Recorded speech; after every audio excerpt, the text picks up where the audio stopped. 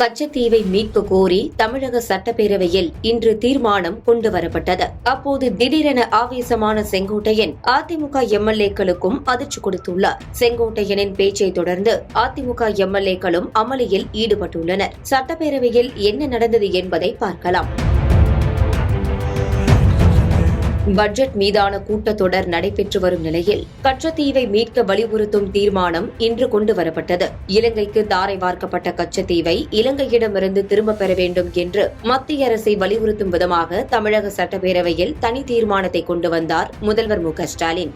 எதிர்க்கட்சியான அதிமுக உட்பட பல கட்சியினரும் இதற்கு ஆதரவு தெரிவித்தனர். முன்னதாக இந்த தீர்மானம் மீதான விவாதத்தில் தமிழக காங்கிரஸ் தலைவர் செல்வ பெருந்தகை பேசும்போது மறைந்த முதல்வர் ஜெயலலிதாவை குறிப்பிட்டு சில விஷயங்களை பேசினார். அவர் பேசிய விஷயங்கள் அவை குறிப்பில் இருந்து நீக்கப்பட்டன. அப்படி செல்வ பெருந்தகை பேசிக் கொண்டிருந்த போதே ஆவேசமான அதிமுக மூத்த தலைவர் செங்கோட்டையன் சட்டப்பேரவையில் வெகுண்டெழுந்தார்.